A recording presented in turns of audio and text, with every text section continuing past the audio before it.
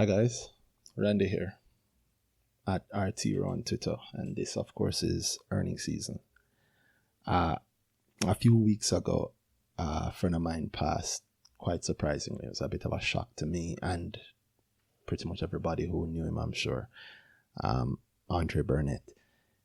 So this week, I just wanted to take the time out to actually maybe just familiarize people with him who may not have known him. So those of you who have listened to this podcast since the start, or those of you who have gone back and listened to every episode from the very first one, would have heard Andre before on episode 8, I believe. He had a different Twitter name in that episode. He's always changing his Twitter names. Was always changing his Twitter names, and his Twitter name now is Brando Burns, but I believe back then he was attacking Dre. So saying his passing was a bit of a shock for me, and everybody else around him, especially, his close family, and of course his friends, people like me who consider him a friend and have for years. If you listen to some of that episode, you realize that we're friends. We know each other. We've known each other for a long time. I've known Dre for many years. Just in preparing for this episode, I actually was looking back at some of my old notes and some of our old conversations going back years. And as for those of you who would have seen the reaction online when the story came about his passing, Dre had impact, heavy impact. I don't know anybody who knew Dre that did not immediately see or feel that impact that he had, and he kept people around him that were good people. There's one thing. It's actually kind of surprising the quality of people that you usually find around Dre. Obviously I'm not talking for anybody else. I can't speak for anybody else's personality, but in the time that I've known him, and I actually don't know how long I've known Dre. I remember us joking about that once, that I don't know, and he doesn't seem to. We didn't know how long, when we met each other. I know we met years and years ago, and I touched on a little bit of that in a Twitter thread I did about it. I won't try and repeat too many of those things, but there are a lot of stories, and there are almost not enough stories, because every now and then I think back and I remember something else, or you see something and you remember something else, and it's just an undeniable thing. It's undeniable how much impact Dre had at his young age. We're the same age, we're very similar stories in some ways, completely different stories in other ways. I remember once he introduced me to somebody as what he would be if he had done the corporate route. I thought about it and I laughed at the time, and I still laugh sometimes at it. Dre was I don't know how to describe him other than a legend, but he's definitely impactful. And so I wanted to just play back the episode that we had done last year, 2019. Just going over his own story. I think that's a good little slice of the maverick cake that is Andre Burnett. I don't want to drag it out. It's just, Dre meant a lot to me. He meant a lot of his people. He meant a lot to his family. He meant a lot to his close friends. In my thread, I also mentioned that, Dre always had a core set of friends around him, and that in many ways impacted my own view of friendship and how I saw what was possible.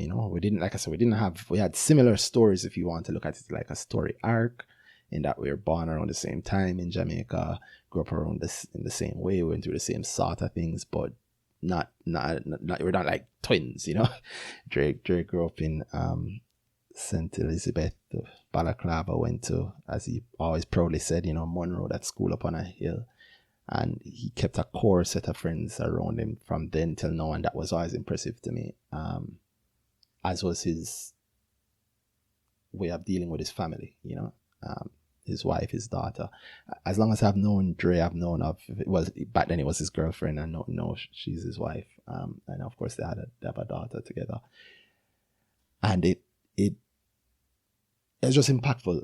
It's a word that keeps coming back to me. Every time I think about it, I think about how much impact he had in the time that he was here and how good it was. I really consider Dre to be like a really good friend, and I think it hit so hard also coming as it did, because he and I had spoken a little bit before, a couple of weeks before, and he and I had spoken a couple of weeks before, and it was a strong conversation, you know, and it was a strong conversation. It was a good conversation. It was a deep conversation. He had recently gotten into Stoicism heavily, and I saw a Stoic quote. He had a Stoic act that he'd share his things online all the time, one a day, you know. And I saw one today that really reminded me of that specific conversation, because we'd known each other for so many years, you know. I know. I remember going to a party of his. I want to say in 2009 or 10. I remember reading a quote from him the same year too about that party and talking to him. And I'll mention the quote a little later just to show how ahead of the curve this guy always was, to, you know, innovator in every way. But yeah, I just wanted to share this. I feel like I'm rambling, so I won't do too much of that. But I'm thankful that I got to know him in the time that he was alive. And I'm thankful that he got to impact my life heavily. Oh God, I owe Dre so much. Dre, I remember I was overseas once and my phone rang and it was Dre, and Dre said, yo, what you doing with your life? I have to laugh when he called him, say something like that, because I mean, good, bad or ugly, he always had some memorable calls, but that one was really memorable. So what you doing with your life? And I said, what do you mean? I live in my life. What do you mean? So you never considered acting yet. And anyway, that conversation went into another place and ended with him pretty much directly headhunting me to go and work with Kimala Bennett at The Lab, which is an agency that Dre was there from the early days from the start of, I believe. Helped form it, mold it in many ways into what it became and has become. And I think about that. I think about the people I've met from there. I think about the people I've met outside of there from just being friends with Dre, just knowing so many people, so many good people, you know. I'm afraid to start calling names because I don't want to go too far down the list. But yeah, man, whether it be football, whether it be FIFA, which is football, but also not quite like football, whether it be just practicing carding people who are Arsenal fans, mostly me, and having to put up with that from people who are staunch Manchester United fans, mostly Dre, except for when that little coach there that he did not like was there for a while, you know. That's one thing to Dre was Mr. Loyal to the core. Yeah, man, when him love something, him love it gone to bed. When him hate something, hate it gone to bed. Him don't give a damn. Him not care. You can't come to him with nothing. Yeah, man, him love United no matter what. And when I say no matter what, I mean Mourinho, who I can't figure out if him hate Mourinho more than him hate LeBron, but my God.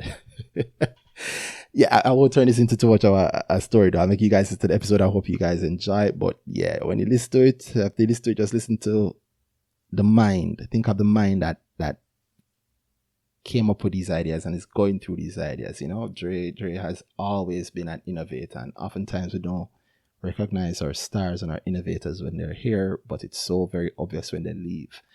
And yeah, I can't stress it too much. It's just that the impact from knowing him was strong and continues to be strong in my life, and I'm thankful that I know him and that I knew him. And the stories, I'm happy that I have those. You know, they say maybe you shouldn't focus too much on the loss, but focus on what you are happy about and what you're glad to have experienced at the time. And for me, it is just knowing the stories. I mean, Dre always have a story for something. I gave a small story that was related to him where years ago when he was keeping his party by Medusa every week. I never have the money. I literally had the money to go in the party. And I'm there and some lady that's there selling jewelry. You know, if you look good, I'm trying to impress her. You know, she's like, oh, you should buy one of my not costume jewelry, you know, one of these custom rings. I can't afford a custom ring. And she's saying, oh, well, you know, maybe you like one of these nice stainless steel things. And one of the rings there costs is either $1,000 or $2,000. But whatever the ring costs is the exact amount it costs to go in the party. And I had exactly that amount of money in my pocket because all I had was enough money to get to the party. And Dre was kind enough to not charge me to go in the party. So I had the money in my pocket, so I bought this ring to impress this lady who I got absolutely nowhere with, but I got a ring outside. And I always kept that ring to remind me of the hungry days, to keep me grounded. It reminds me of other things, but thinking of it now is just impactful how many of those cool, those wonderful, those life-changing moments are linked back to Andre Burnett, So I'm happy to have known him. I'm happy to have helped him share some of his story with the world with this episode. And I'm happy that his impact is so huge. I hope one day that the day, we all die, right? So I hope the day that I finally go, I hope to have even half the impact on people. I hope to have this level of impact on people where it is clear how good it was, how much it changed people's lives, and for that I'm forever grateful. But yeah, he's an innovator. He's funny. He's all these things, and a good friend, and not just to me, but to so many people, as you'd see. If you don't believe me, just look online. And that sort of impact cannot be denied or pretended that it doesn't exist. I can't think of an area that he went into that he didn't precipitate some amount of change. Dre was in market. When he went into marketing, he changed the game. People started caring more locally about copywriters and so on. He was a huge part of that. So many of these companies, including some listed companies, have him. I mentioned a lot, but there's so many more that have him to speak about as a formative impact, if not being there from day one. So many things. I give you a quote from an article from the Gleaner in 2009. And listen, again, remember, this is 2009 and I'm recording this in 2020. Listen to the quote. French Kiss promoter Andre Burnett said, "The rough times made us think outside the box, and that's why we employed the internet so much in the first event. Most internet channels are free, so by us being innovative and thinking of ways to reach more people at a cheaper cost, we would be around for a long time. What we are promoting is value for the dollar, since every dollar is so hard to come by nowadays. It's hard as a new party to grab the attention of newly cash-prudent partygoers, so the onus is upon us to provide the best package for the best price." That's him talking about using the internet to impact people for discretionary spending, to go to parties, advertising parties heavily on the internet in 2009. Here we are in 2020, and there are multi-billion-dollar companies that are trying to find the same thing that he was doing for a party in 2009, 11 years ago. Yeah, impact is no joke. Impact is no joke, and quality people with sense are rare, and sadly they are a little rarer now in 2020 because one less is among us. And I'll leave you guys and shut up. I'll go into the episode now. So yeah, in case you didn't get it before, I'm so sorry I've been rambling. The episode I'm going to play is a repeat of episode 8. I'll give you some context. He, at this point, would have left the lab, started his own agency. That agency got bought out by SSLVC, went through whatever issues he went through with SSLVC, and he left. And he started up his own company, again called Friend and Company, where he was looking at a completely different area. I remember talking to me about doing a mother farm method, getting a piece of land in country and using it for multiple things, not just for agriculture. And again, we see that's a concept that I've heard now from major business people, from the Azans to Leachin, so many people. So yeah, he was quite innovative, and like from that quote I just shared, he is really quite innovative. He's somebody to know. The last story I'll leave you with is, I remember one time I was by his apartment. He went at the time his girlfriend Rochelle's apartment, and we were leaving. We were going somewhere, and it was me, him, and two or three other guys were leaving. And we're like, "Yo, let's not drive 4 vehicles. Let's just go in 1 vehicle." And he's like, "No, man, let's all drive." It was like, "Why? Let's save the gas." I'm going, "No. It's not safe all 4 of us going on 1 vehicle. Suppose we crash. The world will lose 4 genius 1 time, so." Yeah. It was funny. You had to be there, but that is Dre. top to bottom, that is Dre, right? Drew, you know, his eyes a gimmick span, but always something innovative, always something sensible there. And the world has lost at least one genius. So walk with Dre. And lots of strength and prayers to the friends that are really close and the family, definitely wife, Rush. I mean, there are no words I can say that I know will change anything for you. Just go on, hold strong for you and your daughter. So yeah, for the rest of you who might be wondering why am I still talking after saying I'm going to shut up, I'm going to shut up now. I hope you enjoyed the episode. Listen to the young genius, Andre Burnett, on Earnings Season. Thank you. Walk with Dre.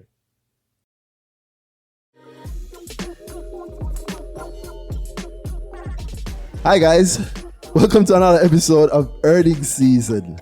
I'm Randy at RT Euro on Twitter. And I'm Danai at H Danai. Who also on Twitter. Anyways, are you on anything else as H Danai? No. You're not?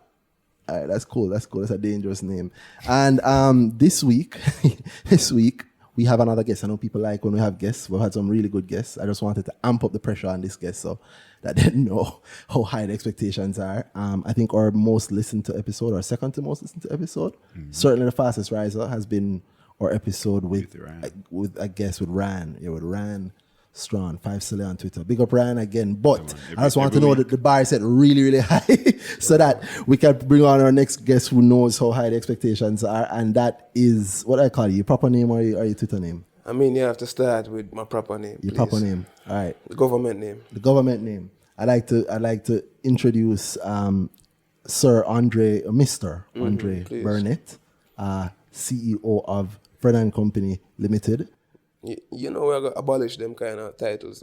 Oh, God. I'm into abolishment. Let's go. Yeah, man. But I mean, Fred & Company it is. I like that company name. So, Brando Attacks on Twitter. That's right. At Brando Attacks on Twitter. Man. Yeah.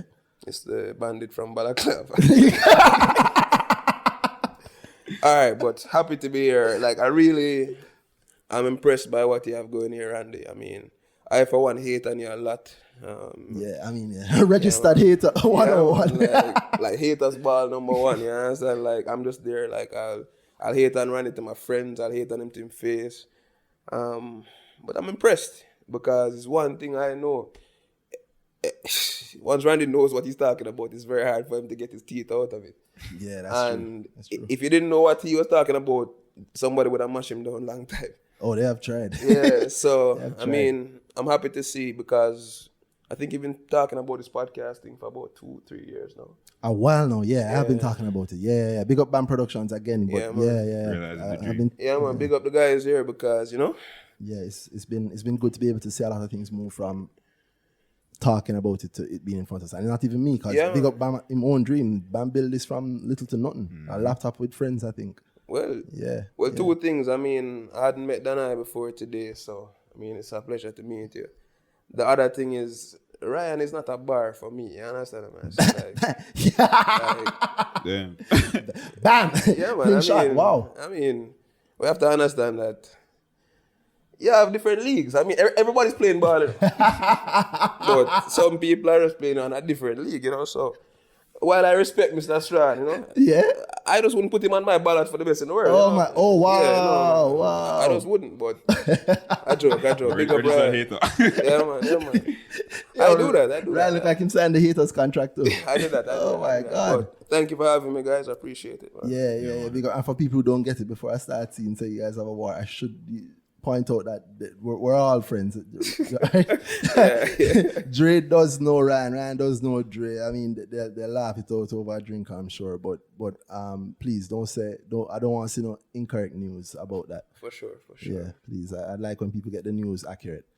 So we're all good people who know each other. There's no animosity there. But yeah, you've had a hell of a journey. I wanted to introduce you as Dre. Well, you know what you call yourself for your company, Fred & Company? I mean, honestly, and what I've been doing since the summer is really just taking a step back because even the Fred & Company thing, it's an inside joke for me and my family because my grandmother used to say that my downfall would always be Fred & Company. You know? Yeah. And it's probably the one company that I'm going to own 100% of. Oh, wow. Forever. You're really shooting this. All right, let me stop. Yeah, man. No. I mean, like, it is my holding company. Your person, that's your family Yeah, house. so that's my family. Even the board that we set up will be my best friends on the board, and we treat it like a family company because we want to control the kind of investment going forward. Because what I've learned from my past 2 years is, I mean, there's no real predicting what happens. You have to think on your feet. I mean, them always say you have to play chess, but I think when they pour, you have to play a draft, you know, 'cause you have to understand, say, yeah, there's no way that you're going to make it through this without taking some licks. And that's what checkers and draft is, as opposed to, I mean, in chess, like you're trying to probably win with a stylish kill. In draft, as long as I have one more person than you, I'm good. It's a count. You try Yeah, to man. by the count, yeah. It's a count. So I've been trying to grow at an unprecedented rate, and that has to have some blowback from a health perspective, from a relationship perspective. So we're just taking the time right now to set the structures in place. I think the network is strong enough that we can take a few months off. My wife is venturing off into other things. I'm able to sit down for a little bit. Might as well. I mean, I've never had a vacation, so I think once. so this is your actual vacation. You're taking the summer. yeah, man. Right, Well, so- no, I didn't take the summer. Yeah. So, let me give people some context. I know people are not hearing. So, to some context to Dre, I like to give a proper start. Dre, I give the professional journey. So, Dre was the I don't want to say ex, but you were CEO of, not CEO, and founder, because you founded it. CEO and founder of Muse. Muse, yeah. Muse was a proper company name. I don't want to screw up your company. Muse 360 Integrated Limited. Yeah.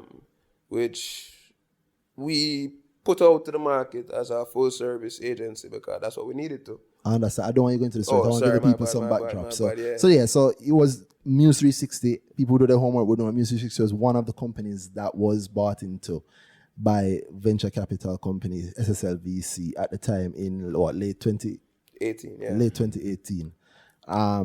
So one of three. One was Muse. The other one was the other two. Let me avoid any legal trouble and not name anybody. Yeah, but for yeah, sure. right?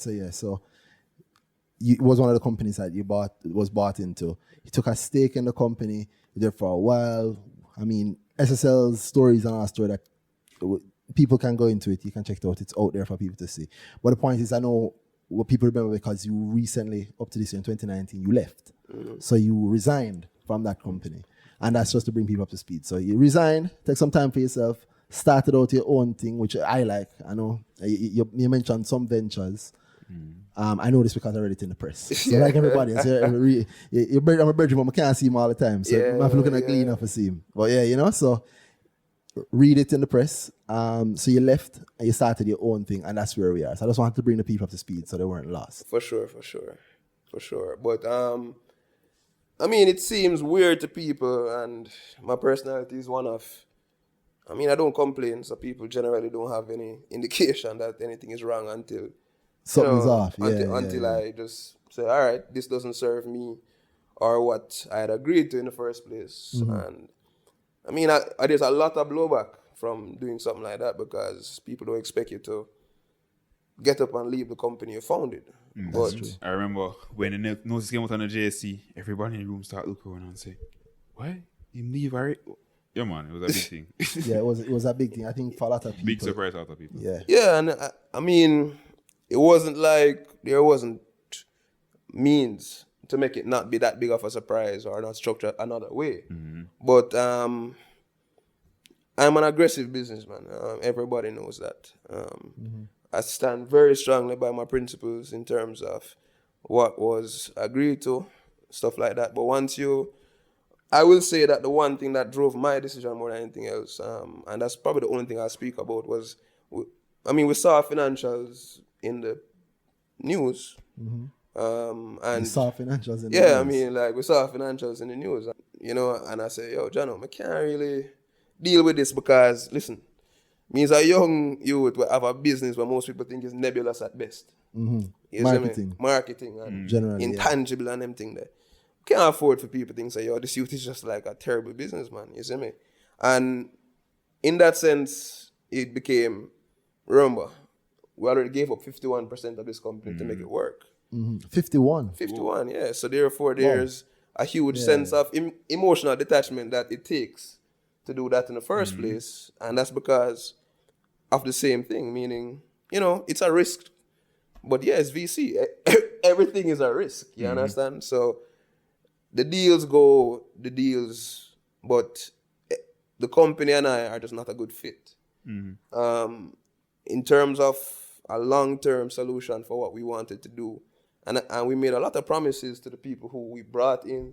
Some we broke. Some people don't talk to me anymore because we had to fire them and stuff like that. Serious? Yeah, man. Whole heap of people. Oh, well, I mean, that's the CEO's dilemma, right? That's how it goes. You have to make the hard decisions. People always wonder why CEOs are at the top or drive the big car under the AC, the breeze in the office, and they come in 9 o'clock and come in 12. They don't realize that you don't, unlike everybody else, you don't get to go home. Yeah, man, I'll fire my cousin, man. Isn't it? Wow. Straight. Wow. You know, I mean, it comes down to the shout because we knew that this is something that we wanted to do in a particular way. But the conditions of how the deal went change up some parameters. Where I said, Jesse, I know the one thing we can't do, I lose a big client, you know. Because with big client, give it a little stability there. And we hold on till we realize, boy, this big client thing, you know. It's funny, but a retainer is supposed to give you some sense of security, but what it does is that it kind of hold you hostage in a way. Because everybody is trying to make some kind of margin. Yeah. So the persons inside the corporation, and no particular corporation, of course, is trying to save money as they should on their budgets. So therefore, by spending less on something which, remember, most marketing budgets were top out at 8%. If so much. Of revenue? Yeah. I mean, probably go more in like foreign countries who put more emphasis on brand, but in Jamaica, it's an advertising industry that is feeding on the scraps or everything else that works around. Me can be CEO of a company, of an advertising company, but your brethren who are on liquor stocks, I take home more than you. I mean, definitely. Generally. Yeah, you understand? You can fling that stone my way. I don't man. care. Yeah. Okay. Yeah, I'm sorry, I'm good at what I do. Yeah, man. So, I might curse right here, but you know what? Let me not. Because the truth is, you know. It's hard to run a company. There's no going around. Yeah. It's hard to being manager and founder, you carry the idea from nothing, you bring the people up. It's hard and you don't get to go home. You go home, but it's still upon you, it's still at work. It's still in your head. Yeah, and because of the kind of business too. Yes. Because like Even the creative. Yeah, even on Twitter I can't help but work. Meaning say I'll be on Twitter and like I'm working because I'm seeing what moves people's communication methods. I want to see what goes viral. I want to see and how and why. Yeah, what people talk about. Yeah. Yeah. That's the aspect of Twitter probably that I don't really talk about much. Yeah, it's constant market research. I love it. Constant market research. I love it. You see me? So like I made a concerted effort to go back onto Twitter to kind of be on the button when it comes to understanding what communication and persuasion is really all about, because that is my thing. And I mean, I can go back a little bit just to frame it up for people as how me get to start a advertising company. I grew up in Balaclava, St. Elizabeth, the biggest city in the world. But small town meds, and I went to Monroe, which kind of exploded because let me tell you something, like you're not ready to leave Balaclava and go to Monroe College, you see me? Like to understand like the different levels of society that were not apparent to you before. Because it's almost like you're living in like a little bubble. And then, oh shoot, like people are really rich. You understand what I say? I remember say, and then Monroe carries the really rich also. Yeah, it carries the whole spectrum. Everybody, I mean, the dirt poor to the bad youth who in parents now have nothing else to do with him. So just boarding school. You see me? You know how it go in high school. Once you show some acumen, them say, well, it's either law or medicine. Yeah. So I got medicine. So I did sciences. I remember having to choose between geo and IT, and I thought that was really dumb. You know what I mean? Like, that should never be a choice. I mean, like, tell me, say, geography and IT are never going to intersect at some point? Come on. Well, they will, but you'll have to pick one. Yeah, bro. Like, it was a stick up, you understand? Yeah, the high school choices are really Yeah. weird when you look back at it. Weird. I had to choose either business or the sciences. Yeah, like why? I chose business because it was easy. Oh yeah. Whoa. Yo, That was a thing, no? I could have been a doctor. You can learn to do what I do by yourself. You don't. There's nothing really special about it. No, man. You So- could do this. You and I. I mean, you did numbers, not really business, I but it did comes to sciences. you. Yeah, what did you do, You did this. sciences? Well, so, I yeah. started to engineering at first. yeah, man, yeah. But you just apparently really like the numbers. No, I mean like engineering is really applied numbers, like Yeah. applied Yeah. theory in a way. It's So Yeah. actually, and engineering similar in that sense. The Yeah. application. Then he of- got accent. Then he's an actor. yeah, I mean I'm like an actuary, structure. bro. He's not Mike, an Mike, actor. take I'm over. sorry. Let me not get the man in trouble. He's not an actor. He just No, knows. man, like- He just knows the math. I love numbers, you see me, because Come on. like me's a numbers man to like Kate maths and them thing that we used to mash up. But all right, I tried to sneak out of the medicine thing, you know. I applied for Carimac. They had this course called Science and Technology something. And I didn't know that you had to do a Carimac entrance exam. So I got to UA and I was like, crap, still have to do med. So I did med for like 6 months and then like I was like, Damn. yeah, I just like dip out into something named environmental biology. Like somebody say, yo, you spend 60% of the time in water, bro. You get to go on trips. Yo, I'm just like, yo, I'm down for that, you see me? Because at this point, I have no idea what I'm going to do. Because the doctor thing don't work out. So that was the only thing that we had been building up to for the past, 13 years? So, one up. So when I left school, you know, my first job interview, my two demonstrators, like the demonstrator is the people who administer your labs. Yeah. My two demonstrators, them apply for the same job, you know. So I say, well, this get knock. Yeah, man, like this get proper knock. So at that point, now we start keep party. I think I got a job as a med rep, which was, I think, the best thing for me at the time because the med rep I had to get up every day, put on like my nice shirt and my pants, and go sell some Egyptian like generic drugs. Yo, you don't know sales until you have to try to sell something where in English, bro. And it is like it's Arab. Like Jamaican man to dig that like off the bat like that, you see me? Yeah, Especially whereas- for pharmaceuticals. Yeah, you know? where's pill and them thing. Yeah, there, man, no? but- You can't read it. Yeah. Yo, but I ran that hard, bro. Like, for a company called Airtons, like, love them to death on like down on Beachwood Avenue. So I go to Bamson and go from there. Tyrone Wilson, that scoundrel. Big up Tyrone. Yeah, man, big up Tyrone. Anyway, I'm there. Tyrone Wilson saw me writing a note about something on Facebook, and I must say, Burns, you can write, you know. And I said, yeah, I know that.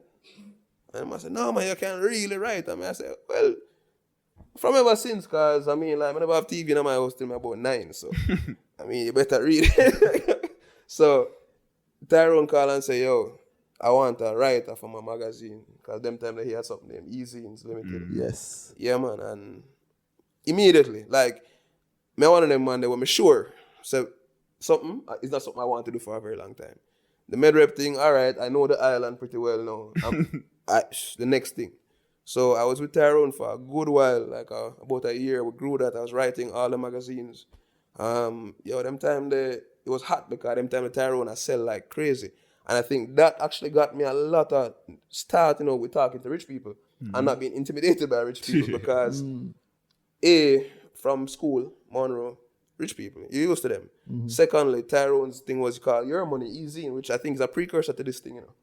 Like, Tyrone was the first person to put out content. Yeah, Tyrone was putting out a whole heap of Yeah, content. man. He had a business show. He had Yeah, a business magazine. Yo. He did some stuff with Proven. Everything I do is what Tyrone did like 5 years prior. Like, I just do it later than him because time catch up. Like, I tell him that all the time. Like, him was the canary in the mine, you see me? Like, so shit. Tyrone first get investment, remember? From Sagicor. Yeah. Tyrone had a real, like, Precursor. yeah, man, like, for Yeah, everything, yeah, man. him no run him. Yeah, him man. list, him list first. Yeah, for sure. So, them time everything hot. Like, me I keep a party named French Kiss them time. Like my time split because I promote. You see me, Facebook, everything. One day Tyrone come to me about like, you know, things tight and so like me have him up for something. I don't know what. He ma pre me because he must see me a tweet and things now come out and the man say, yo, Burns, you have to pull up your socks. And I say, yo, you have to pull up your socks, you know. I'm just cut at the same time. So you're gonna see a trend here, guys.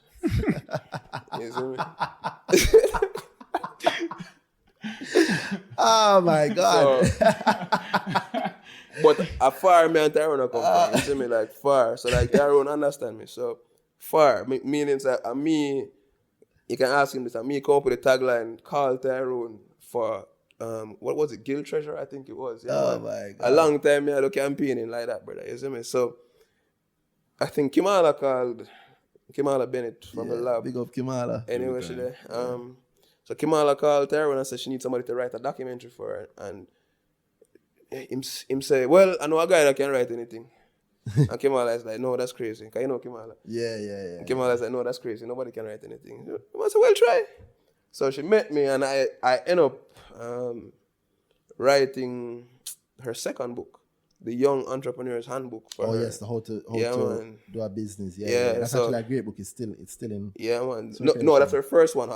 Starting a business in Jamaica. Yes. The second one was The Young Entrepreneur's Handbook. So, Oh, okay. yeah. Okay. So But there's the same thing. The process of yeah, man. Yeah, Same the thing, actual but from a process. kid's perspective. yes, man. It's a great book actually, especially for kids nowadays. Exactly. So them time Free that add that in a Kimala. Kimala's thing at the time was like education. Yeah. Like she had this thing called the business lab. Still is. Yeah, man. I Still mean, is, she still wanted to is. teach Yeah. her with like billions. You know? Yo, the best teachers are always the ones that did it for the love. Yeah, of it. man, for Big sure, thing. man, for sure, for sure. So Kimala got it into her head one day. I said, "Bam, she need to start an agency because right now she's on the end of the production line, and this can't work for her." So she said she started taking on some more little things. So like, brother, like me, I write radio ads and them something there. So bam, I get a call to be in a, cause them time I think things tough. You see me, like me, I write a book, brother. You know, like you know, I get consistent money. You see me, so I take a job to be a talent in a commercial. And while on the commercial, I complain like this ad sucks. So this guy, Colin Wheeler, who got called me, man say, what, say you can do it any better? I say, of course. Man say, yo, see, write something. My man give me a piece of paper, I'm go so man look at it and laugh and crush it up, garbage, and fling it in the bin. And like 2 weeks later, him call me and offer me a job, you see me? Kimala now said, boy, her plan was to start an agency. This thing I threw a wrench in her fair plan now. But Kimala say, yo, here we go. Do you think that me rape about the woman that's still not, you see me? Yeah. She go, she think far. She say, yo, go do your thing. Always long term. Yeah, man, go do your thing. And if, when you're ready, 1 year from now, me call you and me make you an offer for be creative director for my new agency. And I say, all right. So I go OG, man, I shot it, man, I tell no lie. Like, it just come natural to me, you see me? And them time I watch Mad Men, so, I was really into it, you see me? I just start smoking. Good show, good show. Yeah. The marketing work point. Yeah, it works. yeah, man, subconscious, like, I'm start drink Canadian Club whiskey and them foolishness. Yeah, man, Like like, the suit, boss. yo, What? bro, you know what I see me dress up in a bad man. What? Me get clean and I spokes alone, I go in a bad man. I tell you. You say, want to think for that. Good. Well, no, I Even can't though get way, it, man. yeah, Yeah, man. man, for sure. Can't hook you up. So, like, at that point now, Kimala just called me 1 year on the dot, brother. Yeah. Say, yo, First style actually. She have this uncanny man. ability to Yeah, meet man. her Yeah, man. she says something happening and she do it 1 exactly year she- on the dot, it's she really call me, weird. brother. I say, yo, bam. So I'm go to my boss now, my immediate boss. The man say, well, all right, cool. The bigger boss now say, how about a double salary? At that time, I get vexed. I say, what you mean? So you can double my salary all this time? I have man a beat. Sorry, yo, you can edit that out, but Oh, but I don't know if I edit that, but hold on. You know me like, you know me like about that? Me like the mindset, me love the mindset. Whole lot of people would hear double salary, what? But there, you said the right thing. Yeah, double salary, you're gonna pay me all along. cut, man.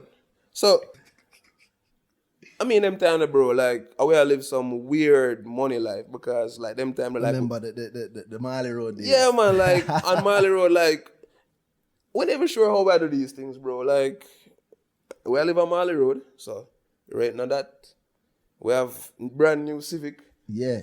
You see me? But any little video come up, and them time that, yo, like me just train my voice. KFC, so good. So me I work that 1,000 a second, you understand what I'm saying? So we I beat that.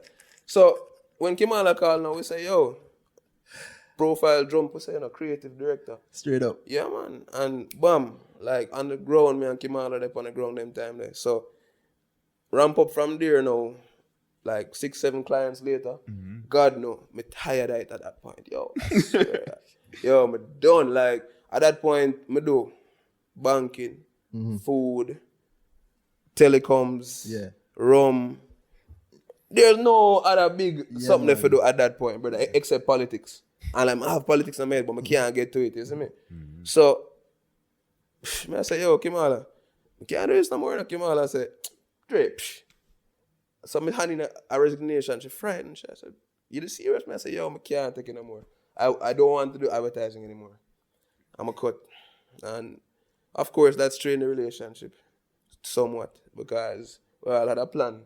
But at that point, what the lab needed was not my kind of inspiration. Like, my kind of inspiration is what you want in a year 1 to 3. After that, like, you need some structure. Because if I'm in business mode, I'm in business mode. You know?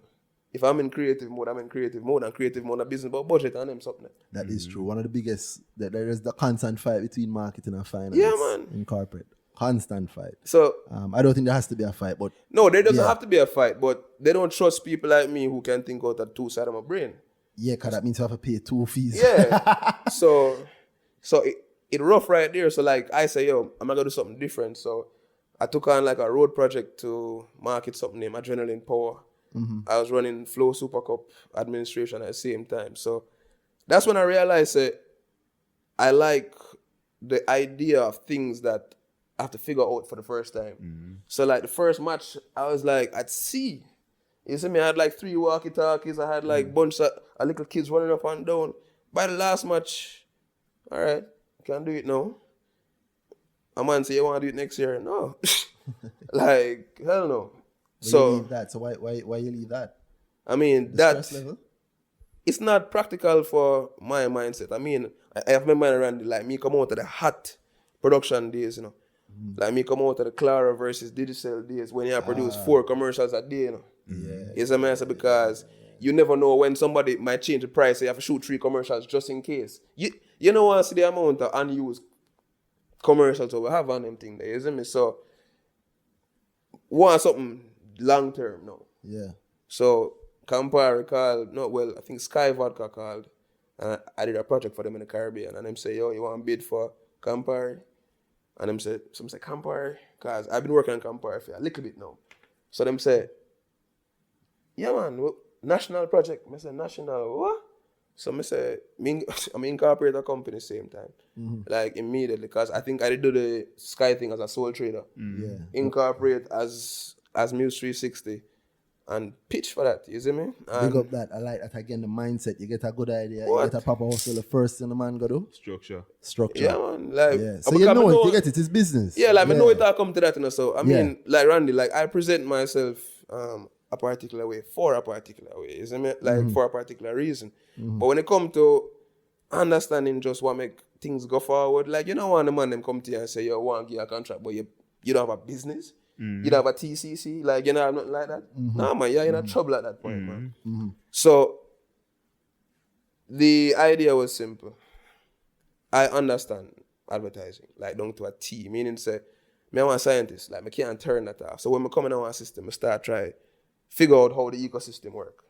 So I see the big problem from OGM days is turnover and not enough new input of talent. There's no school, there's no advertising school in the country. OGM is the advertising school. You Big up bring, Tyrone. yeah, like you bring a illustrator big up to Tyrone for that, because that's why Tyrone come with iCreate. exactly. So that's why me training. Exactly. Like I'm gonna sit down and write a whole article say why you should buy iCreate, and then people still seem to be funny about it. Like when I understand, say the advertising industry is the only industry that make graphic designer drive harder and them something. There's no other outlet for creative people to make consistent money except advertising and its associated things like branding and product development. So why is there that Edna Manley not just an entire advertising school? And then iCreate come up and do this now. It seems weird, but it shouldn't seem weird to people. Like there is an underserved market. Anybody can tell you that you cannot find a copywriter in Jamaica. Yeah, it's hard to find. Ah, It's very bro. hard to find. I don't know if people know. That's how I actually started working with Lab the first time. Dre introduced me to Kimala. Well, you never tell me about Kimala and just give me a test for it and say, it's a creativity test. To do. said, And bro. it was like, what? So I was like, what is this? He said, do it. I said, it's weird. I'm going to do it. I did it. And I guess it was good enough. That's how that's how I got to the lab. So big up Dre for that. And I mean, everything after that is the story. But you are responsible then for, there's a couple of people named Wale Carter. There's Kimala, listed company. There's Tyrone, of course. Yeah, man. You mentioned who also have a listed company and doing something else. So like Tyrone just launched Kintyre. Yeah, But Kintyre I Holdings. invited Tyrone here, so it's all right.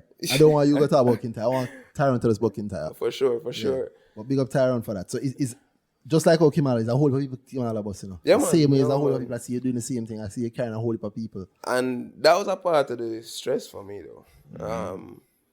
Go to the art show and see them and hire them on the spot, stuff like that. Yeah. That causes two problems. There is acclimatization period that your client is not willing to accept.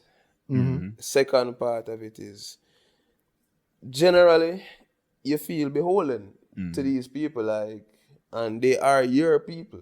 You gather your troops and you tell them and you get them up. Every disappointment that you have to carry back to them is you have to carry disappointment back. I just bill out. I want to carry my wife I have right now. Same way. I mean, that soon change, but I see what you're saying. That's what you mean. You're talking about you jump around there in time. Yeah. I was making sure. So you said Oh, this sorry, is so after yeah. Muse. Yeah, So you yeah, said yeah. even after the investment with Muse, because Muse did go ahead and get Yeah, investment but from I mean, SSL. let me But jump after back in you time. still kept, you Yeah. still manage the money sensibly. So let me jump back in time. I mean, in terms of Campari gave us that platform because they had a thing that they wanted to call it Show Your Style or something like that. And I'm listening to Drake in the bathroom and I said, all I want is pop style. And I said, yo. But what dawned on me was that Drake used it, but nobody was online saying, what does pop style mean? So even though it's a completely Jamaican term, everybody still so we said, wait, this must happen. So that's how Campari pop style came out. And we said, all right. So basically, my legend as you started to start grow along with Campari. So it was a nice little segue at that point. But at that point, we had 2 employees. And mid-year, we're going like 40, 50 million already. Because I was saying, if I'm going to do work, I'm not do work for no $1 million job. If I'm going to work for some $10 million job.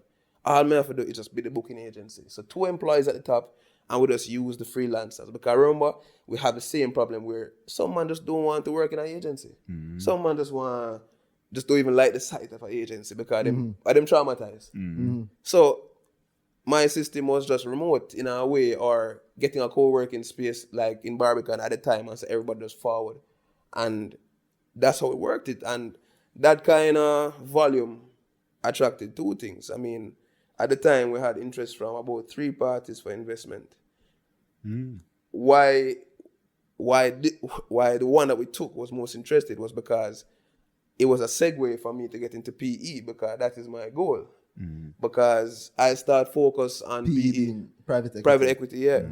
I start focus on PE when like I realized that these guys from Andreessen Horowitz, where like their key thing was to work on the brands themselves, like they would come in, I mean, them have all of them analysts and whatnot, but what them come in, sometimes them fire the CEO, but them come in and change the brand and make sure that this thing becomes sellable, become really product oriented.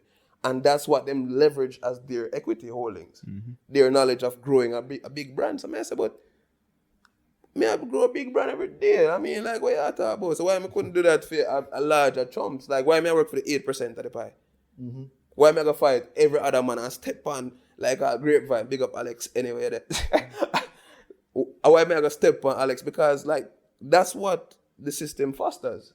And me try never to do that. Like everybody, like Mystique and them man, we try to be at least be cordial and fair when it comes to that market. But that's not where I want to be, bro. You see what I'm saying? Like, if you tell me something I have to go do a campaign for the rest of my life, man, it better I go back to country and they go teach. I'm not telling you lie. Straight.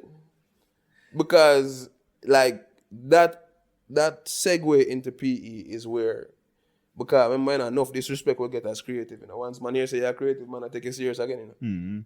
straight up and down, you know. That's what you mean. Yeah. Straight up and down, you know, like, and it's particularly offensive to me because he's a trained scientist who, you know. So, like when a man I go say, yo, you're not being logical strictly because you're a creative, not because of what you're saying, you know. Them But thing that's- kind yeah, of, man. yeah, man. So that's a segue, and as we said, coming back up to time right now, if the segue is being hampered by what I consider to just be, I mean, just never work. It just didn't work. And everybody have different reasons to stay put, but they just don't match mine. So I may seem like, wow, him really did that, but it just doesn't serve me. And I mean, if the new guys in are new guys, then we'll see. And the door is open for do anything we want to do with that company as is. But I did it on Emancipation Day, so I don't know if that shit was like. Yeah, it's poetic. Wow. August 1. Yeah, bro, Emancipation. yeah, bro. Yeah. I get that. But I mean, at the end of the day, on 2 points, me, like I believe, and as a virgin, I believe in people's happiness. At the end of the day, I don't believe in building something that make you unhappy. And you I don't- stick with it yeah. just because of attachment. Yeah. Nah. Because then it's not something, it's not a job, it's a job. You get me? No, Yeah. and if something was becoming a job and you don't feel that you're happy they're doing it, and it's something that won't take so much of your time because running a company is stressful. It's It's not like a toxic even- relationship. Yeah, it requires love in order to do it the way that it needs to be done. So if you take the big step, that's a step that I hope a man might be afraid of. No, I mean, it's what people really are afraid of is a man say, "Oh, you're mad." I mean, people, I look for me weird from with it. like I must say, yo, the other day I tweet, so Jamaica needs a unicorn, and this brother tweet me, I say, yo, I should lay off the weed. So man, I say, on a serious note, like, me don't know if me should be disappointed by the fact that you don't know what a unicorn is in a business sense. Or me be offended say things say, yo, like, I mean, it's a weeded or what. Yeah, let me help people. Let me bring everybody up to speed. Back from the back to the front. So the unicorn is like one of those companies on the US market that grows over 1,000%. You know, yeah. What to It become a becomes a billion, billion-dollar yeah, company. The billion. Start up so, to a billion. Yeah, so startup to so from nothing to something. Yeah. They call them unicorn companies. I should also say Andreessen Horowitz because some people just to cut down the amount of DMs I have to get.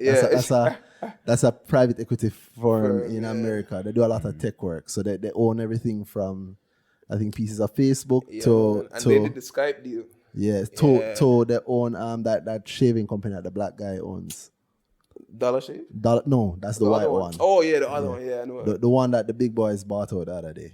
Yeah. Yo, so I mean, bro, like, it's not like I have malice or anything with people. You know? It's just, especially summer, because summer is when like I got the opportunity to do the bunting campaign, and as me say, I've always wanted to do a political campaign. So this is the chance that you got to. Okay, Yeah. so you see the dream work out. At the end of the Yeah. day, you get to do your work, and you worked on. So this is Peter Bunting's internal campaign. Yeah. Wow. I mean, like that one because I'm not telling a lie, Randy. Like when I met the man, I may expect like one, like I didn't even know what I was expecting, bro. But the man is an engineer, like you that. So Yeah. like the man, I break down some And things. also gone into finance, like you and I. You see me? So like, or the man I break down some concepts and like the man I reason with it for 3 hours. The man come down to the office to talk to my team. Yeah. End up spending like 3-4 hours.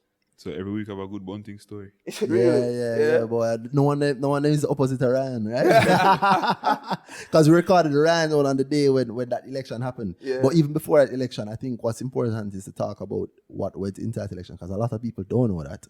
A lot of people, however, are impressed by how energized the campaign, that campaign got the PNP, the young people especially within the man, party, I mean- and revitalize it within the party. And it was a new way of communicating.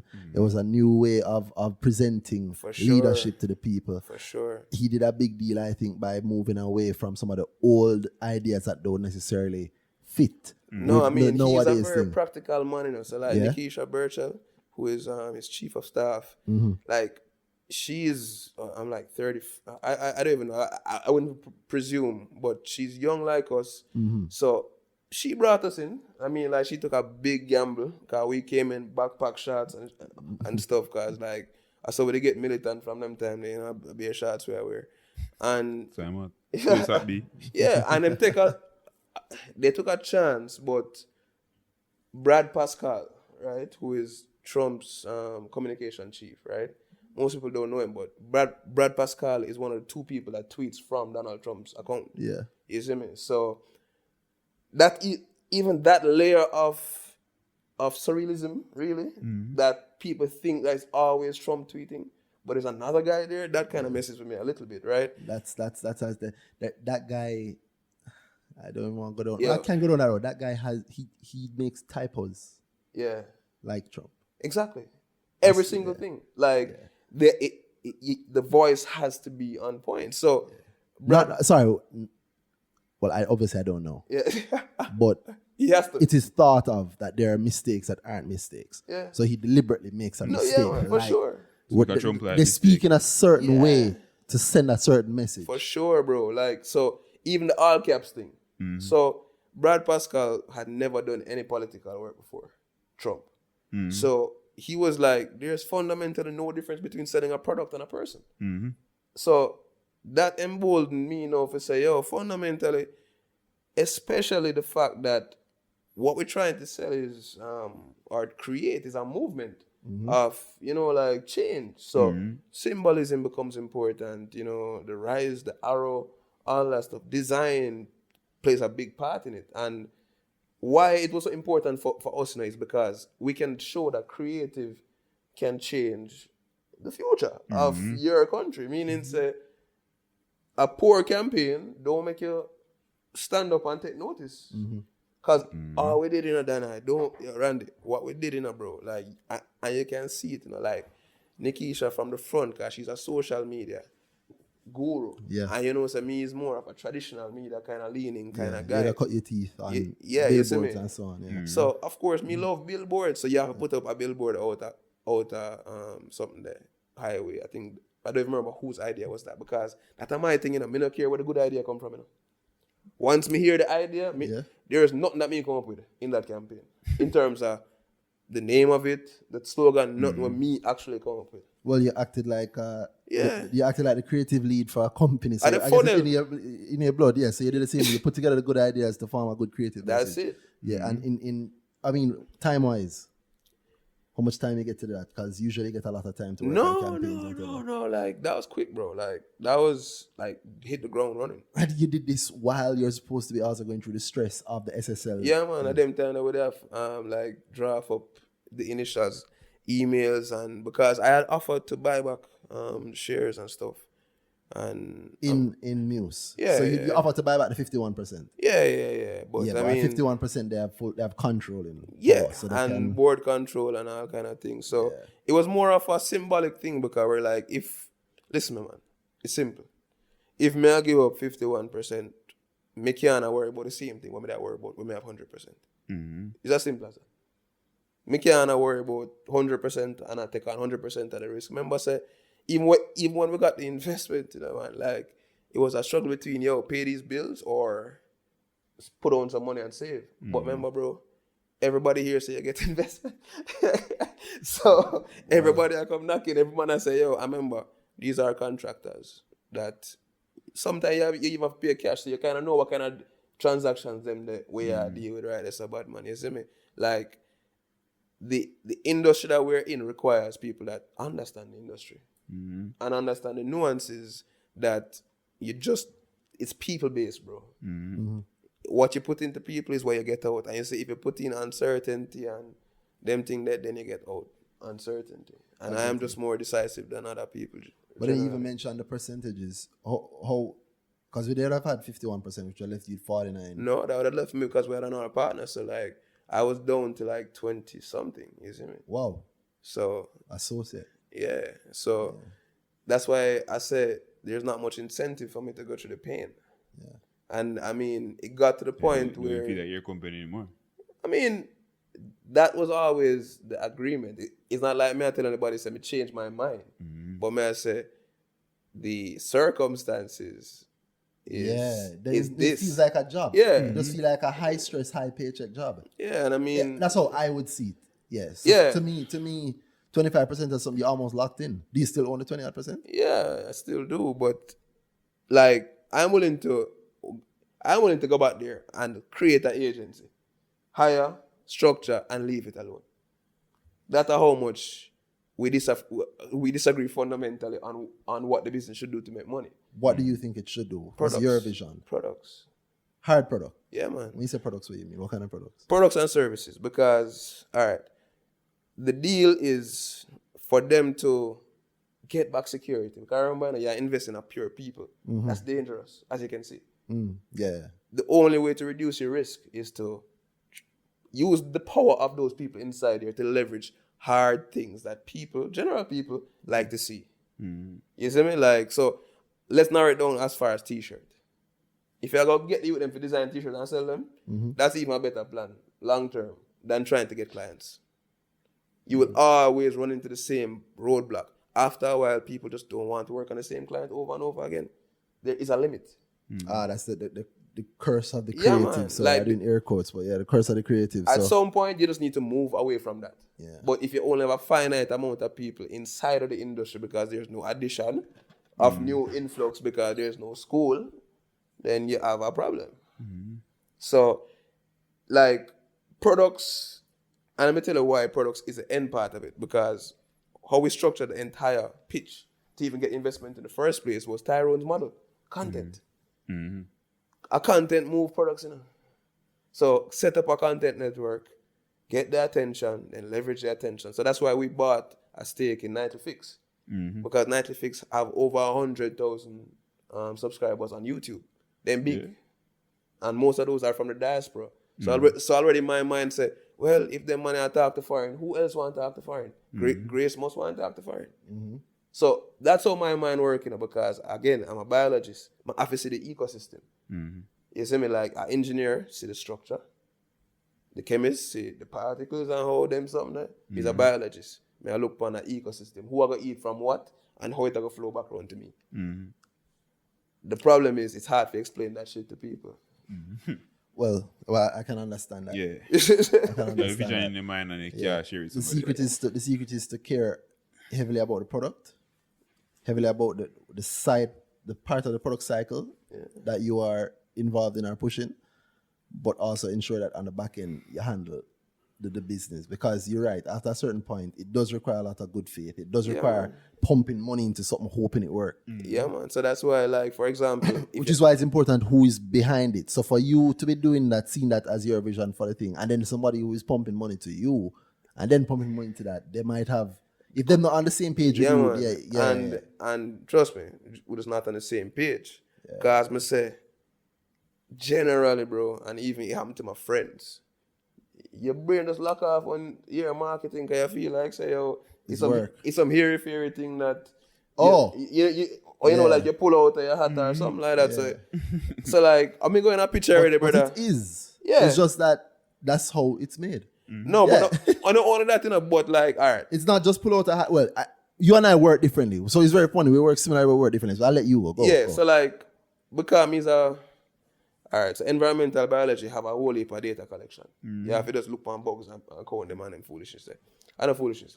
I really love it. But, What do you mean, man? so that amount of data collection give me a good appreciation for data, but also when for this, and say, you know what? I can find out what people really are. So for example, if you're going to a bar and do a survey and line up 100 people and say, why you drink Dragon Hat? Some of them might tell us they didn't like it. Some of them might tell us them like whatever. But you sit down with a man in a bar 10 times. Just stop at 10 different bars by yourself. Buy a craving, light it, ask a man a question and buy him a drink. And say, what you want, hot or cold? And him say hot. And you say, why you drink it hot? Then you find out, say, time's hard and the drink lasts longer when it's hot. That change your whole marketing scheme, Completely. Because if you go out there a hop and taste, man, if we have money, we'd have drink it cold, man. I want him to you. But, and that's an example, because like we're not sure how that skill go, but you see how that can cost you millions of dollars for a wrong campaign. Yeah. So me don't like how guy, like I say, like them things don't make sense on a larger scale.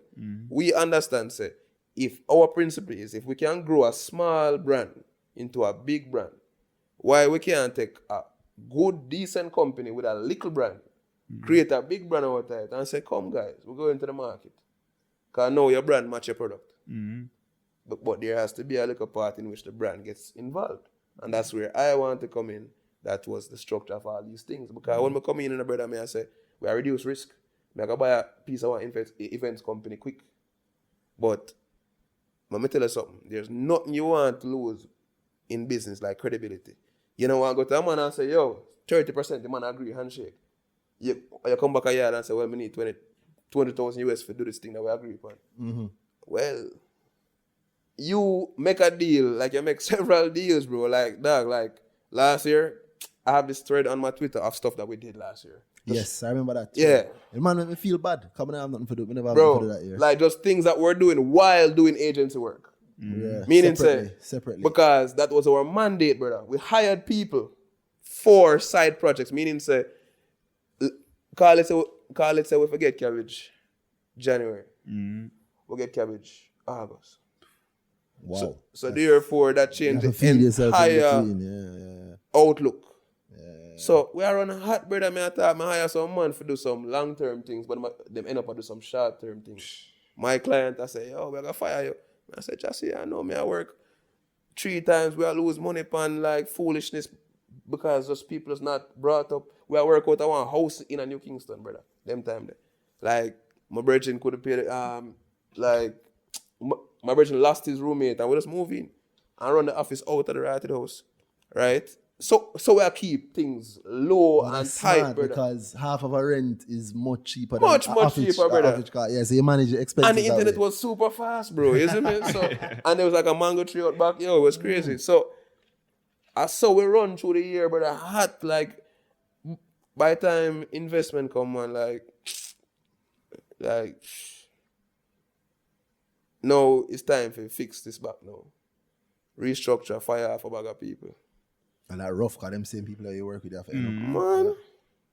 Yo, like some man call me some things, brother. You see me? I say, like, remember, like, I have some money for a certain supplier, virgin still, but as a man here, so we get investment, so a man send an invite. Like, we couldn't rag him still, funny still, because we haven't a while for him still. As the man see the investment, man goes, phew, remember my thing, yeah?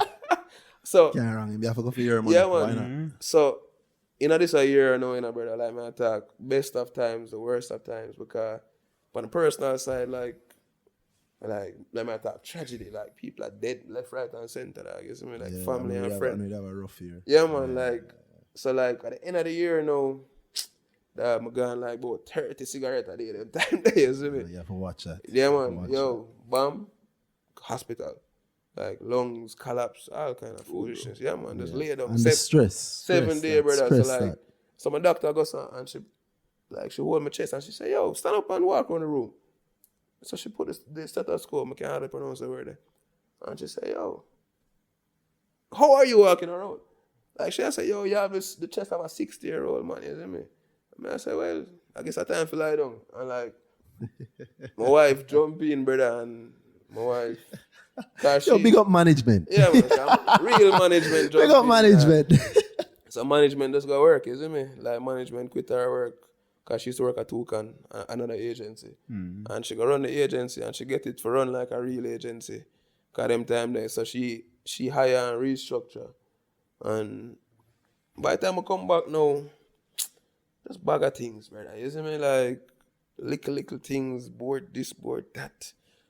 And I said to them, say, well, because I like when I talk on them something, because I'm emotional and only emotional people talk about their feelings. And well, they said that about women also. So. Yeah, so I mean, fuck it. But, like me, I said to myself, say, well, as me say, it just don't make any sense. 25% I profit, 100% I work on them something. Yeah. Plus additional foolishness on the side, bold and beautiful on them blood clot. Like, me not have time for that party. You see me? Yeah. You can check my records. Like it's very hard for me to talk about myself from like a biographical point of view, but you can check your record. Like anything we ever see me do, biggest campaign, like run campaign in Guyana from Jamaica. Biggest campaign ever do. GTT, go look it up. Yeah. You understand? Like, we have the receipt them. So, like, I never understand how some people, like, I make it seem like me get weird all of a sudden. I've always been this disagreeable. Like, That is true. That is true. The man start the podcast, with that little subtlety. You know what I'm saying? It's a psyop. Let me tell you the psyop. The man started and say, he hate me. And diss me. When me do that, you know what I do? He will cover himself, So if sit next person, I say, yo, so you got to run the thing. Say, you know, I listen to the thing I hear the first thing I say, right? And that, man, him tricky, Yeah, right. And then him say, so you can say, him say to him face, say no to. Right? And then me say, so if none of them see we are part, them can say, no, really, don't tell me what I got. Yeah. Some people not really that disagreeable, right? Him just want to be friends with everybody. Just live good and they live good. Right? And the same thing me I do right now. But me not do that. The thing me I do right now is just live good and we live good. There's no sense in being angry with anybody. I'm like that you free up yourself like that. I'm like say you free up yourself, you free up the company. Yeah, man. Like me prefer, as me say, I'm okay with everybody thinking, say me a cruff and go back a country. Because where you find, Yeah, but that's sure that. Because first of all, people live a country and a crush. No. More cruff the town and country. No, for sure. But me I say, me would have be a country, like, bar them cheap down there and them something. Oh, God. But I'm saying to you, bro, like, business just seem to run for the same thing where everything else run in Jamaica. Badness. Some business, not everybody, but I get you. Yeah, not badness as in stab your badness, or something, meaning say posturing. Yeah. Power moves. You don't have to, but other kind of something there. And I think it's where you were. exactly. I think mean, it's where you were. And that kind of aggression there, Randy, you will know me from FIFA. that is aggression. If you tell me, say, me can't play FIFA, Yeah. we're going to have nights of playing, of me beating that into you so make better than you. You understand what I'm saying? Like, Big facts. Yeah, You man. remember pause for a second and say something. Within what them call it, finance, Twitter, finance, whatever, I am sure that I am the best at FIFA. Anybody have a problem with that, DM me, let me know. Me show you all gone. Big man thing, right? People waste money. I waste my money on FIFA. All right? If you think you're better than me at FIFA, link me, let me know, I'll show you that you're wrong. Wow. If you're in finance, Wow. I'm definitely the best within the finance, the Jamaican circle, definitely. They're probably too busy to play FIFA anyway. I mean, like, but I met the time. I had to sell this something at the PlayStation at one point. But, like when I was over here, like listening to the previous podcast, Yeah. what I realized is that Twitter doesn't work for me to follow. Like when you guys talking about it, it's much easier for me to follow. You see me? 'Cause when I talk about the flow of, or like what are the ramifications of the access sale and whatnot. So people listen what I heard from the other Yeah, bro, episode where we like- spoke about the access episode, but you'd have also figured out if you're sensible that Dre was here then. Yeah, So we but- recorded right after. Yeah, but like me, Gus Abamson, and So you don't follow it that way on Twitter, but you get what I'm saying. yeah, because like on Twitter, you just have certain conversations that are designed not to be productive. Like somehow.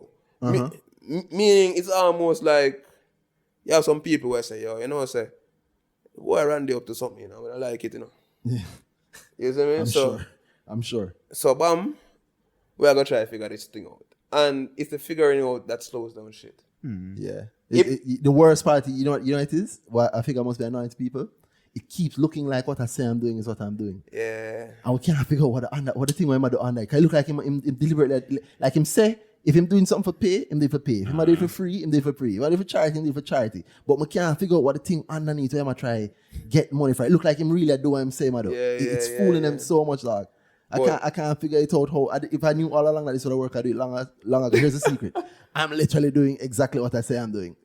Yo, but I'm not hiding anything. I have nothing hidden. The same thing. But you're right. People, I said that to say at the point that you brought up, when you hear us talking, is one of the things that I am doing. Yeah. I'm literally taking a conversation that people have that used to be a different world, and I'm turning it into the world where everybody else live. I don't think a lot of people on Twitter who talk about finance realize that they naturally speak in a way that alienates everybody. Yeah, man. And I know that because they get the questions because of afterwards. a lot of the work that you and me do, the same way back in the day, the same. You had to break it down. You have to break it down for the market. So that's Yeah, all man. I'm able to do. I happen to know what I'm talking about. So the next thing I get beaten all the time is, you're not really know what I'm talking about. No, you would know because you know me that I actually do know what I'm talking about. But yo, the truth is, What me no like about the finance Twitter part though, Mm-hmm. cause I remember I said me is a blackjack man from back in the Yeah, day. yeah. Like in my 20s, blackjack are my thing. Money becomes tokenized once it is loaded into a framework. I get you. Like blackjack and like the stock market. And once it No, becomes no, those two things are not the same. no, Not on this podcast. no. Of course. But I understand what you mean. Like Yeah. once it goes into a system other than what you are Yeah. familiar with, it becomes something other to you, almost like a game. Yeah. So if you think people are good at it, you see me the same way you see a man who make a lot of money at blackjack. So them think there's some magic that Randy is applying, and that magic thinking is dangerous. You understand what I say? If it was magic, it would be dangerous. Yeah, so that's why me use the blackjack thing, because it's uncomfortable for people to think about it in that way. True. Versus money, which is Yeah. something that we have a natural taboo with. So Yeah. it's uncomfortable, so immediately people kind of get on edge about it. But then you can have the real conversation, which is, if you think about money not like money anymore, are you making these decisions correctly? Like, are you following your normal kind of something? Are you being... Because remember, crowd pull is a hell of a thing, And people hate to talk about the losses, but then promote them wins a lot. You Say get that me? again. Although I think people think that I hide losses, but So it there no. there has to be that side to the conversation that, yo, listen, man, we are in a prosperous. Oh, you can't say prosperity, no, because of the bundling. Come on, No, let's no, be no, bigger no. than that. I'm with you. You're my brother. You're more intelligent than that. No, Say no, no, no, no. prosperity. I am not more intelligent than that. And this is not about something that this is about that word. Me say whichever agency Came up with that. came up with that, man. Me say, brother.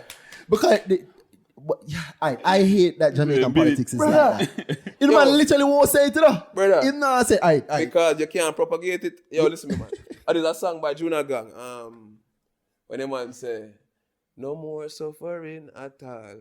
And he says prosperity in there, brother. Like, I mean, I say, so I wait. Like, Juna Gang, they on the man them side too. Look how him say the word. So that is Oh how my God. that's why I keep saying that it is dangerous how we are being programmed to be polar. Yes, but you're perpetrating it. 'cause you No, wouldn't no, say no. it. I do it jokingly. I know, understand no. what I That's how you perpetrate ideas through say? jokes. Yeah, but You're not gonna fool me. Yeah, what me not say. Yes, say. it. All right. Say show on me, say power. No. What I say, I live right. No, I'm none of them. That's the thing. I can literally just say. you know, see. Yeah, oh, yeah, well, yeah. Yeah, I mean, here's an orange thing. No. Yeah, which alright, shade but- of orange is this? Which Peter is this? Hey. Yeah, I mean, all right, I will say, congrats, in my view, as a brethren, I can say publicly since you have said it. I was proud to know that my brethren was working on a campaign like that. Well, right? I And to see it appreciate energize that party. Right? The people I know who are labor rights talk, who are staunch, blood, them are labor right? Or the people who are just within the party looking at it, I know they were worried. Because it was a new face to well, I don't want to say an old A beast. familiar face. No, it was a new face on something that Yeah. needed a new face badly. But of course, I think this is me looking as an external person. I know the danger in quotations of image.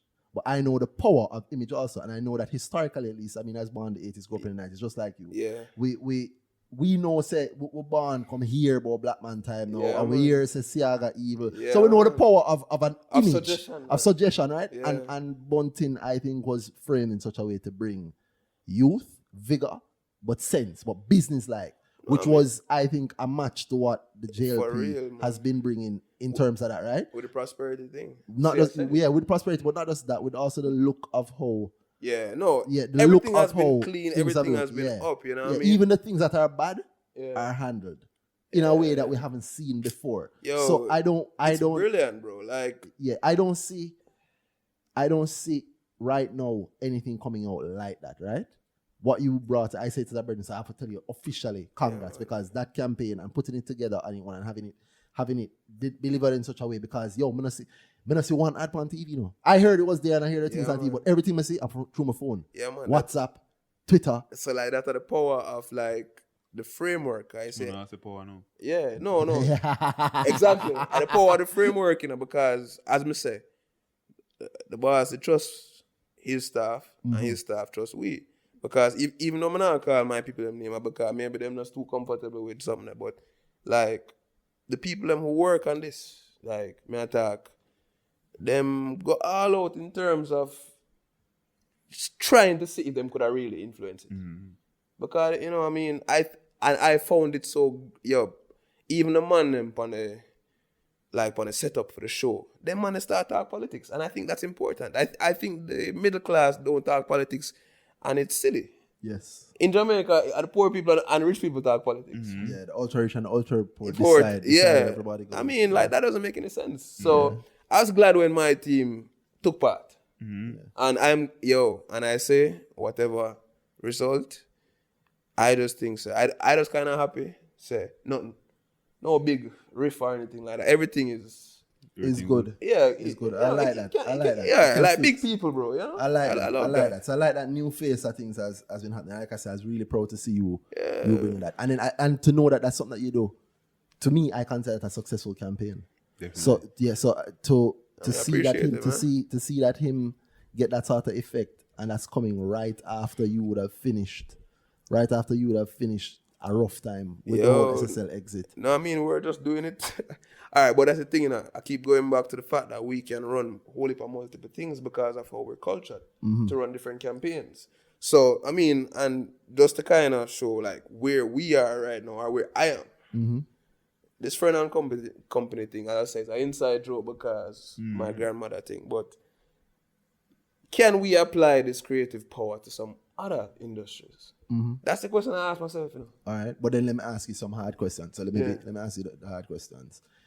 Can you take the lessons that you've learned from the Muse 360 experience and apply it to this? So, for example, I know that when it comes to creativity, you have it down locked. So right? that's a big lesson that we're going to take from that. All right, but not just know, but that's a lesson that you're already good at, right? And I also know that you're good at running multiple projects simultaneously, getting the right people inspired and putting them together.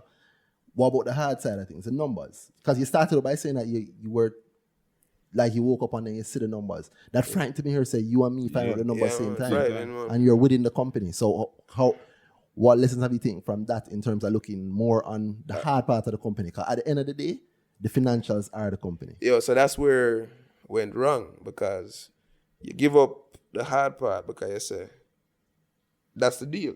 A bigger entity comes in to manage the stuff so you can go do what you need to do.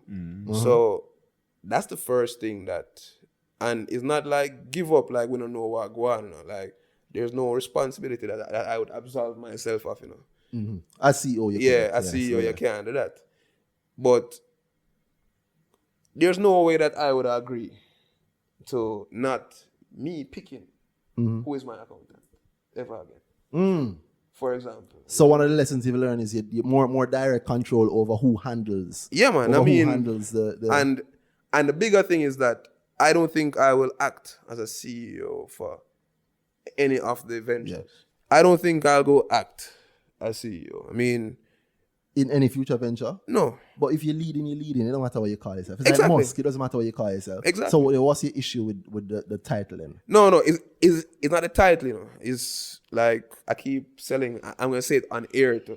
You see me like Sade Powell are my perfect foil, my perfect counterpart. Big up Sade. Yeah, big up Sade Powell Anywhere from Sade. NC. Anywhere Sade. You see me like if this was sports, then would I call it tampering. You see me? It's like, yeah, they would I call it tampering. But Sade Powell now a bank she grew up in. Yeah. Really. But she understands, say, sometimes the creative youth them need to go bam, bam, bam. So my goal in these companies nowadays is start up with the idea, get the people together, put them all in a framework, get the infrastructure together. I mean, I have a paper to sign that would sort out the legal part of things considerably. So what I want is the same thing that I've always wanted, a network. You see me? So all of these companies that we're associated with now, all the things that we're doing is all a network. People have specific functions. I have a post-production company lined up that we start funding almost 2 months now. And post-production, for people who don't understand, is video production. Yeah. But the reason we start there is because that's what we want to leverage first. Meaning, say, oh, so you own a real estate company that have 17 different or something. Oh, sure. So we'll start filming them for you and put them up on Airbnb for you. So you're almost being a gap company where you're bringing Exactly. offline companies online. Quick marketing, but you're Any in other words, using the skills that you perfected using the bunting press, campaign. no, over from Kimala. Oh yeah, the decades. What I mean, Yeah. would have seen some elements of it there. You built a brand essentially in weeks, So like, strongly. so that's what people need to understand, that because of the speed of pickup, you could bring an event company to us, a farm company, an agri-tech company, stuff like that, and we start rolling out how we plan to rebrand these things, how we plan to bam. I don't. So for example, I tell people, say we have 600 acres of farmland that we plan to. Yeah, work. people are really freaked out by that Gleaner article. Like people are like, what the fuck? Yeah, they're trying to understand why it meant because it seemed very confused. Like I you're gonna remember I do? said to you, say, yo, you need to come on and tell me Yeah, about it. 'Cause I like- know that was a poorly, I shouldn't say poorly written. Let me say that it looked to me, because I don't know anything about it. I don't know what I read. I read it same time like everybody else. And what it looked to me was like, you know, somebody write a full article and then it gets edited by somebody else. Yeah, So I mean- pieces don't really fit together. It's not making sense. That's Kinda the not risk make you sense to me. run. Like that's the risk you run. I mean, like kind of doing those kind of interviews. But prayer mercy. Tell about the 600 acres and what you're saying, how it fits in. Yeah. So remember, guys, my thing has always been, we don't get the respect we need because it's hard for a bank and even borrow the money as a creative agency. Yes. So, yes. The creative side of things it's hard to get money. So we need some tangibilities. So when me got to now and we have 100 acres where we already been supposed to go start work because the farm is already there. Livestock. You have an next 200 that's been run already. You have an next 200 up in Mavis Bank that's been run already. And you say to yourself, say, all right, how do I get creative to get a piece of this? And it's kind of easy. Like efficiency, for example. You get one company, and I won't call the name now, but we contract one company as farm management. I'm talking, when you put these guys up on a slide, them money, I do agriculture, greenhouse, everything for years. And you say, you guys, I am going to broker 30% of your company in order to run all my farms. In return for that, your farm management company starts to manage, as opposed to 100 acres, starts to manage up to 10,000 acres. Potentially. So that's the incentive for them to come on board. And all of a sudden, I still don't know anything about farming, but my farming get done. Because the goal is, if there's an acre of land and the value is X, if I'm able to add the efficiency, the technology, we can improve the yield and the efficiency and the conservation by 7x. So all of a sudden, we're already up 7x. But can I now create a different product from the crop that was being produced instead of the produce? So can I create a product instead of a produce? So on top of the existing revenue line, you have something else. So it's like, I'm a farmer, but I also have a farming show. Precisely. I understand you completely. And God bless me now, you know, or the universe, or whatever you believe, you know, because somehow the universe, I say, yo, see some youth that was perform, but as them come off a tour, so them gone on them farm. See that a young businessman who will start up a next 2 acres. Yeah. Here's a guy from Ghana, like I met him on Twitter, bro. Who, Monroe guy too, funny enough, I met him on Twitter. The man I show me say, yo, he might have X amount. Ghana or Guyana? Ghana. I don't want Joe Biden. Yeah. Yo, big up Joe Biden. Anyway, Not man. at all. Not at all. I don't rate him. So that guy goes, now and show me, say, permaculture, all them something like. He might produce these little, I was telling 4Boy about this stuff, like some of these little alfalfa and kale and stuff like that. Yeah. Quick. Yeah. But watch me. If I can drop it into the people's mind in a way that makes sense. Yeah. I can drop it into people's mind in a way that makes sense. It's pretty much like them people, everybody have like your acre country or whatever. Whole heap of people are working in office right now. Have a 1 acre, 2 acre, yo, my granny had this very. Essentially, they can literally contact you and you can get a farm management company in to say, yo, As long as you can show me say you own the land and you can allow us to set up there, I have someone who wants to grow a certain crop Yep. in this place. If it's in the mountain, I have somebody who can do coffee. If it's in the plain, I have somebody who wants the peppers or the alfalfa or the kale or whatever. So, like, there's a guy, as me say, like, Hold on, you don't see a 600, I give you credit. Yeah. When the Gleaner article came out, the people in that thought your 600 acre idea was rubbish. I wonder how them feel now, because Richard Azan just announced how many he wants to do 1,000 acres in Clarendon, and nobody thought Richard Azan is crazy. And I'm sure people know that Richard Azan is not going to be no, Ghassan Azan. Gazan Azan as a whole. Editing that though. I know Mr. Azan Yeah. is not going to be down on the farm every day himself. So obviously he's going to have farm management. But I'm sure they didn't look at him and go, "What the hell is this?" Versus you when you said it. So let me give you credit as somebody who thought, "What the hell is this?" Straight. Apologies, big up. You were ahead of the thing. Keep going. That's why you have to keep attacking. Yeah, no, so immediately, Randy, as I saw the thing, I say, yo, I'm sure so Mr. Azan used to go Monroe. I'm a reach out to the Monroe Old Boys Association. And that's why you have to do service. You think I one time I drive from town, go to Monroe, go speak or go, like, just do things at the school and them something that, like, last year I was the MC at the Hall of Fame. Them like a thing there. Because you call them and say, at least now, as a youth, what they do something, they will at least listen to what you're saying. Yeah, plus you've done a lot. Let's not be fool. You build a company from nothing. You went into an acquisition game, you still own your shares, and you're building something else. So you run a campaign that I believe if it was left to the whole of Jamaica, the whole of the PNP within Jamaica to vote, you would have definitely won, in my view. Trouble. So I can't knock that. You put work in. I like that you put work in as a youth. That I used to get trouble in school. No, I mean, my issue is that I've never learned to look like I'm working. I have the same thing. I talk like I don't know what to talk about. Yeah, man. So, and the tattoos don't help. I don't have any tattoos. But Yeah, you have a way for so, man. tattoos. Give the people some tattoos before we go. What that mean?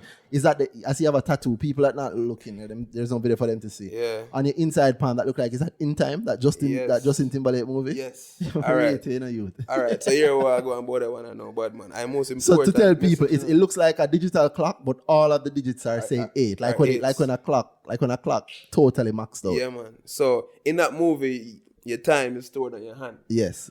and the functional thing that I took from that movie, every poor man I move fast.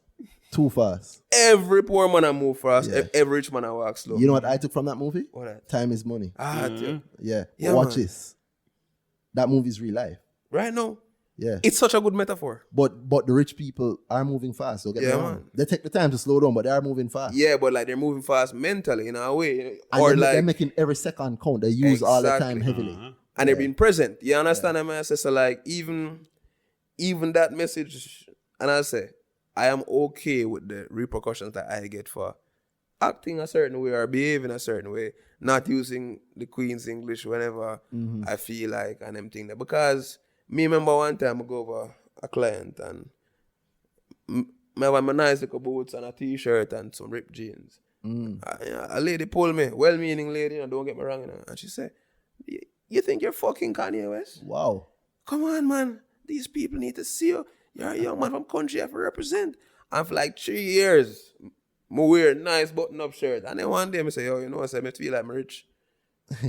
And then I just start wear shorts and them something about, man. Yeah. And it wasn't even like after wearing like lighter clothes, you start say, but we live in the tropics, you know? Why the hell why them have that? Yeah. Why am I dressing up like I'm in Britain?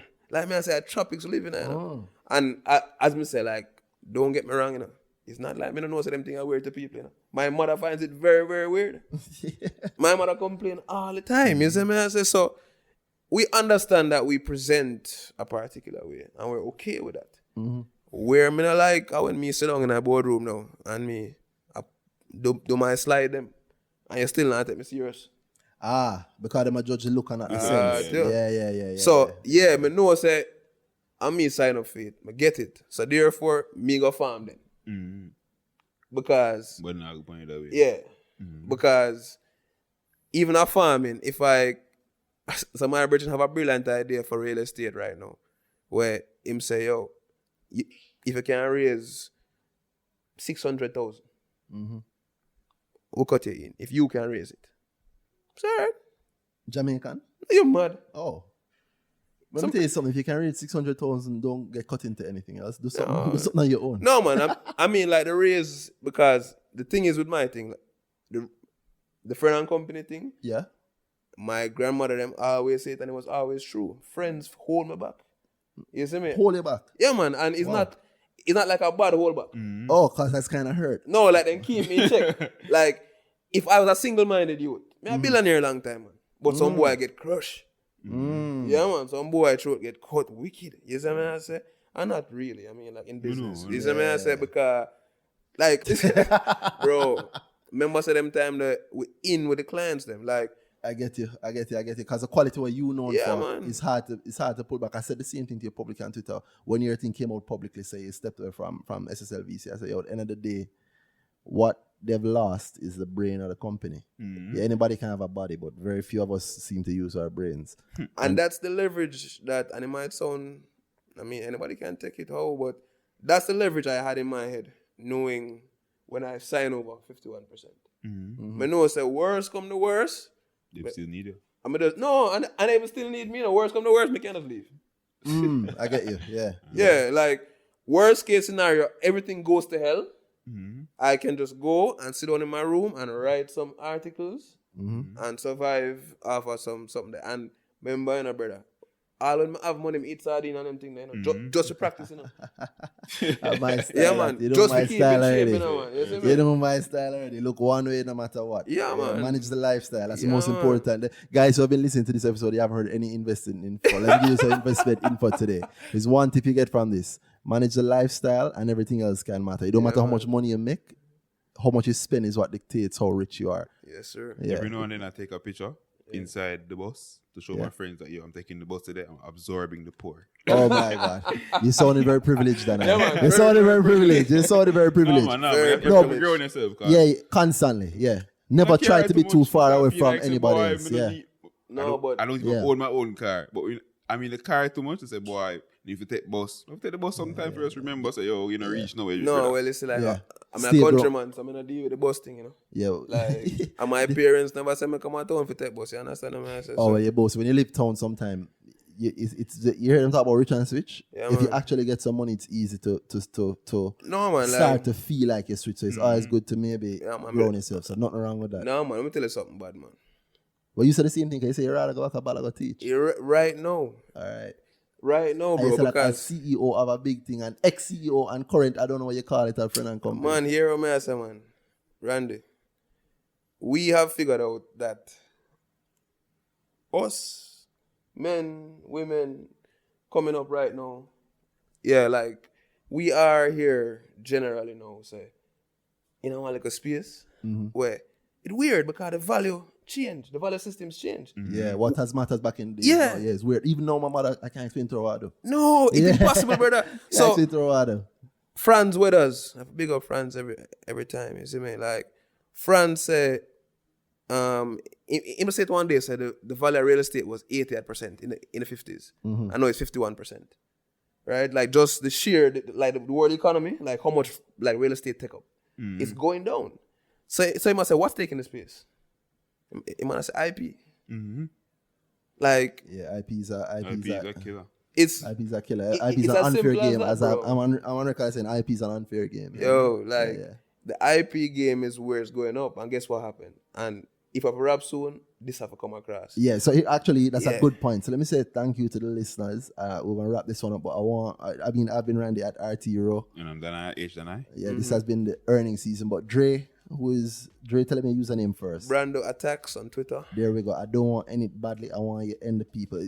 I like where you carried it naturally. Yeah, man. Because one thing that people remember from listening to this video, you can give them your closing idea of what you feel like. All right. IP. If we believe, so like I like to do things like a scientist. If and then. If we believe that IP is as valuable as everybody else in the world thinks, then we have to realize that Jamaica is like a 1 in a million opportunity. Because we seem to be able to generate such love and attention around our brands that don't make the mistake that happened to us with coffee, happened to weed. You understand? We have the best ginger in the world. You can test it on a spectrometer or whatever you want to test it on. Yep, the highest quality. Highest quality, bro. Don't make that pass way. Funny enough, even cotton. Yes, man, everything. Yeah. So I'm saying to you that the IP game, it requires some trust, and that's why I'm on earning season, because where I say, yeah, we understand that when I make money on stocks and them thing there, but so a couple look bad design about the place. Could I use a one camera? Could I use a one drone? Yeah. Make us start some passion investing. Well, in I a mean, way. I didn't design the logo myself. I don't produce it myself. Big up Bam Productions again. Bam Productions. And I can tell you this in terms of me agreeing with you. Yeah. And everybody agreeing with you. Well, I do things scientifically. I make the numbers match it. And the fact that somebody's listening to us right now to hear this idea shows what I think about IP and digital media. Yeah, man. It's been a good podcast. Appreciate it. No Got problem. love Big it. up. Brando attacks. Straight. And All don't right, stop guys. attacking team 433. Yeah, method the counter attacking. I like that. Not bad. Straight up. Bro. All right, guys. Thank you. Yeah, man. Yeah. So that was Dre. That was episode in completely different times, pre-corona times. I hope you guys enjoyed it. Hope it wasn't too much. For those of you who heard it already, don't worry. We'll have something nice and new for you for the next episode. But that one I thought had to be done. And I thought of what quote to try and close this with or anything. And there's some stuff from Stoicism, like I said. I know Dre really like that, and he was getting into it. And there's one I wanted to share about friendship and resilience, you know, because I was lucky enough to have a conversation with him right a few weeks before he left us. And the quote reminds me of it, and it says that one of the most beautiful qualities of true friendship is to be understood and to understand. And I think that conversation was great, because after that conversation, I had a stronger understanding of him and he had a stronger understanding of me. So imagine having like a deep, long conversation with a brethren that you've known for over, well, at this point, I think, over 10 years, right? I mean, I know this is a good conversation. Not everything in it was good, not everything in it was happy. But at the end of it, we were both in a much better place and a much happier place. And we spoke a little bit after that, but not the same kind of conversation on the phone call. We usually have the deep conversation with Link. And I am really happy that I got to have that conversation with him. I understood him a lot better. We spoke about a lot of things that I didn't understand, that he didn't understand. And so, yeah, I think of him as a true friend and what we had as a true friendship, you know. So like Seneca said, one of the most beautiful qualities of true friendship is to understand and to be understood. And I'm thankful that I could have gotten that gift from him.